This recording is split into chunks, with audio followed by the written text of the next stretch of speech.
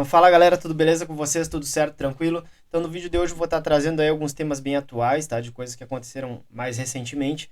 Uma delas foi o exercício nuclear da OTAN, né, liderado pelos Estados Unidos, como resposta aí às ameaças mais recentes da Rússia, né? Que eu vou estar comentando um pouco. E também sobre o aumento da tensão ali no Líbano com Israel, né? Então se vocês ainda não compartilharam, aí não curtiram, não se inscreveram no canal, se inscrevam, deixem um like, né? Para ajudar aí o canal a crescer. Tá? Então, falando em primeiro lugar aí dos exercícios nucleares dos Estados Unidos, né? Vou analisar aí essa reportagem a seguir. Tá? Então, a gente tem aí esses exercícios nucleares da OTAN, que são uma resposta clara aí à ameaça que teve recentemente, tá? Lembrando que houve uma atualização da doutrina nuclear da Rússia, tá? Onde agora ela prevê o uso de armas nucleares em caso dela ser atacada com armas convencionais por uma potência nuclear, que é o caso dos Estados Unidos, né, de alguns aliados da OTAN, ou de algum país que não tenha armas nucleares, mas que ele tenha o apoio de potências nucleares, que é o caso da Ucrânia. A Ucrânia ela não é uma potência nuclear, ela não tem essas armas, mas ela ataca a Rússia com apoio de potências nucleares, que é o caso do Reino Unido, dos Estados Unidos e da França, né? Então isso já daria uma justificativa legal para um ataque nuclear russo de acordo com a nova doutrina. E é claro que essa ameaça aí, né, na mudança da legislação, teve uma resposta por meio de exercícios que eles ocorrem, né, de tempos em tempos, mas que dessa vez eles têm um timing aí direcionado principalmente a essa ameaça da Rússia, né?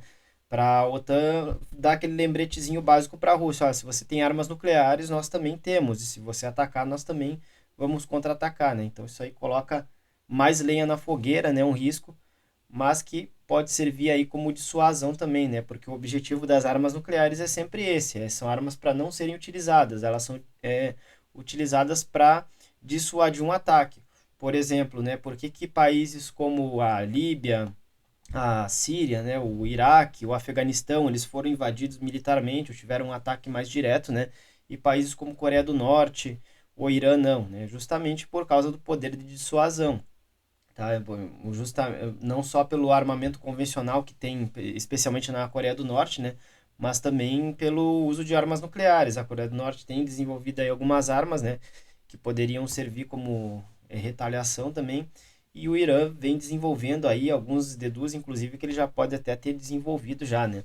Assim como Israel já tem, apesar de não assumir publicamente, o mundo praticamente sabe que Israel possui já armas nucleares já faz um bom tempo, né? Então a gente tem esse tipo de armamento como dissuasor, né? E é claro que, ah, no caso, a Rússia, né, vem demonstrando uma capacidade aí, de acordo com a sua doutrina nuclear nova, né, atualizada, de utilizar ela num conflito convencional, né, enquanto a OTAN mostra aí a capacidade de resposta, né? Tá? Então isso aí, vamos dizer, não resolve nada, né?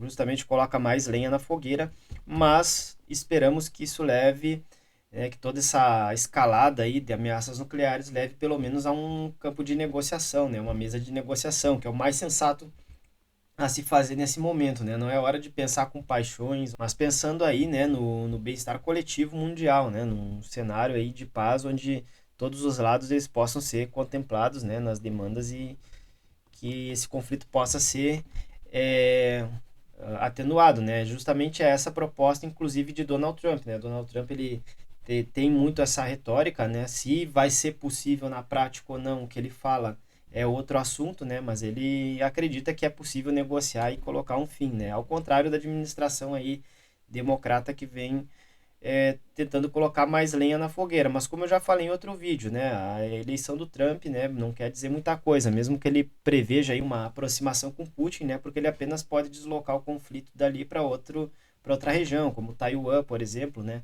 que é o foco principal dele em relação à China, né, ou até aqui na América Latina mesmo, né, lembrando que naquela conflito entre a Venezuela e a Guiana, né, pela região do Esequibo, por exemplo, o Trump ele já falou que os Estados Unidos deveriam atacar militarmente ali, né, fazer uma intervenção direta e destituir ali o Maduro, né? Então talvez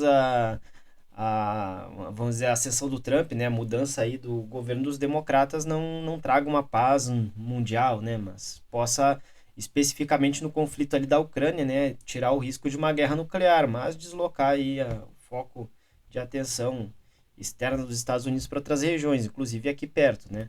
Então, o que que vocês acham, né, dessas ameaças aí? Podem comentar aí nos comentários o que que vocês pensam aí a respeito desses conflitos, né? Em relação a Israel e Líbano, né? A gente tem aqui no Líbano o aumento das tensões, né? Depois que Israel ele praticamente massacrou a faixa de Gaza ali, conseguiu neutralizar boa parte da liderança do Hamas, inclusive com o ataque ousado lá dentro do Irã, né, para matar o líder do Hamas ali, a gente tem agora o foco principal de Israel no Líbano, né, buscando destruir o Hezbollah, né, e é possível ali, de acordo com as palavras do próprio Benjamin Netanyahu, né, que o Líbano ele sofra um ataque, uma guerra total aí, um ataque devastador como foi ali na faixa de Gaza, né? Então, com tropas militares presentes e uma ocupação ali, então isso é muito perigoso porque isso pode escalar uma guerra, né? Se acontecer no Líbano, mesmo que aconteceu com Gaza, tá? Isso aí pode levar a uma intervenção direta de outros países da volta, né? Do Irã, inclusive até prejudicar diplomaticamente as relações que Israel tem com outros países vizinhos, né? Porque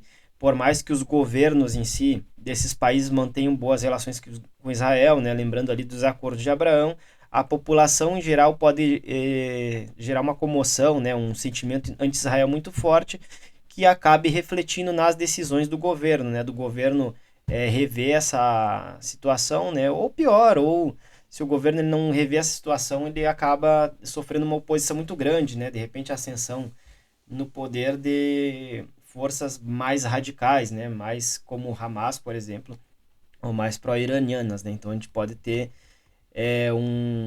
uma reação inversa aí no cenário geopolítico do Oriente Médio, né? Se Israel começar a expandir muitos ataques, né? Dentro do Líbano, né? Mas vamos ver como é que vai ser o desdobramento desse conflito, tá?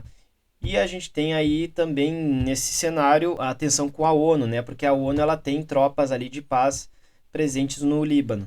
Elas são compostas, tá, por vários países, tá? Lembrando que a ONU, por exemplo, a ONU ela não é um órgão de governo, ela está longe de ser um governo mundial e ela não consegue impor leis ou impor sua vontade, mesmo que por votações coletivas ali para o resto do mundo, né? É só a gente ver como Israel, por exemplo, e os próprios países que fazem parte do Conselho de Segurança, como a Rússia e como os Estados Unidos, já desrespeitaram várias vezes resoluções da ONU, né? A própria invasão do Iraque lá e do Afeganistão feita pelos Estados Unidos foi contrariando aí posições da ONU, tá? A própria invasão da Ucrânia também já e a anexação de regiões já contrapõe a estabilidade de fronteiras pregadas pela ONU. Então a gente vê que a ONU ela não tem muita força e ela não tem um exército, ela tem aí um conjunto de forças de paz que, segundo dados aqui, é composto por vários países como Indonésia, Itália, Índia, Nepal, Gana, Malásia, né? Espanha, China, Irlanda, França, Reino Unido, Peru, Nigéria e até mesmo o Brasil, né? O Brasil aqui fala que tem 11 soldados de 10.058 no total desses peacemakers, né? Dessa força de paz.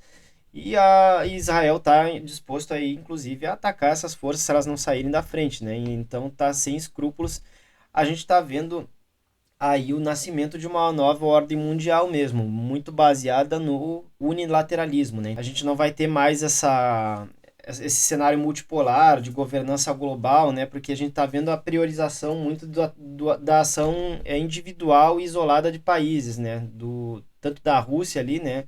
Quanto agora também de Israel. Eles seguem nesse mesmo rol aí de agir individualmente, independente do que pensa a comunidade internacional, né? Ou de determinações coletivas. Então, todo esse precedente que a gente teve aí desde a guerra da Ucrânia, ela tende a se espalhar pelo mundo, né? Se os países verem que eles podem agir de forma unilateral sem ter grandes consequências, né? Dependendo do aval que eles têm aí de outros países, né? Tá? Então, isso aí fica no ar. Então, essas considerações que eu queria fazer aí, né? Dessas novas atualidades, né? Eu vou postar depois outros vídeos falando de outros assuntos mais gerais. Então, se vocês não se inscreveram ainda, se inscrevam, deixem um like de vocês e compartilhem, tá? E eu fico com vocês por aqui. Até o próximo vídeo. Valeu!